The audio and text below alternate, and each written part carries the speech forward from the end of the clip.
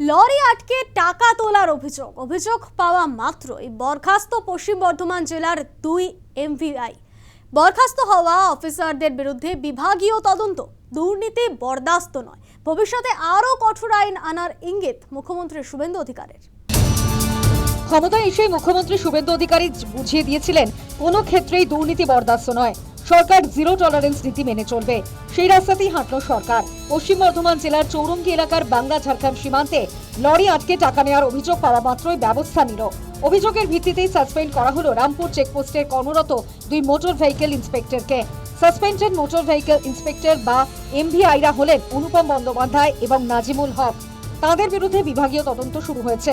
অভিযোগ, চৌরঙ্গি বাংলা ঝাড়খণ্ড সীমান্ত এলাকায় লরি আটকে টাকা তুলছিলেন 2 এমভিআই। এরপরেই অভিযুক্ত এমভিআইদের বিরুদ্ধে ব্যবস্থা নিল প্রশাসন।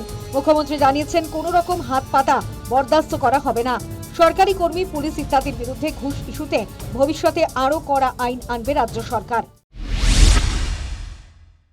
একটা গাড়ির কাছ থেকে টাকা তুললে দুটোকে সাসপেন্ড করেছি, অ্যারেস্ট করব এবং সরকারি কর্মচারী, পুলিশ কর্মীদের বিরুদ্ধে যে সরকারি ব্যবস্থা আছে তাকে আরও মজবুত বানাচ্ছি। একদম আমার কাছে মেসেজ ডাইরেক্ট এলেই সাসপেন্ড হবে, অ্যারেস্ট হবে। টোল ফ্রি নাম্বারও চালু হচ্ছে।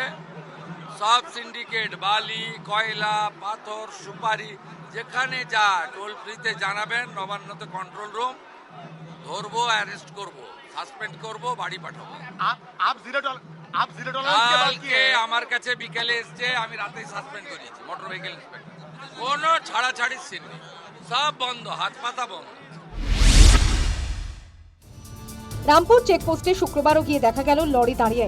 অভিজ্ঞতা জানালেন লরি চালকরা। দাবি করলেন ডান্ডা ট্যাক্স নামে এক ধরনের কর দিতে হয়। এই কর পশ্চিমবঙ্গ ছাড়া দেশের আর অন্য কোথাও দিতে হয় না।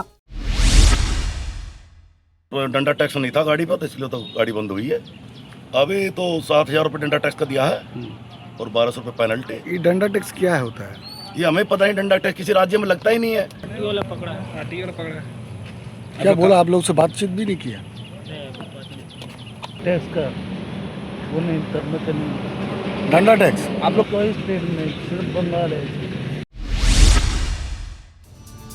দুর্নীতির সঙ্গে কোনো আপোষ না করার বার্তা যে শুধু মুখের কথাই নয়, তা বুঝিয়ে দিল রাজ্য সরকার।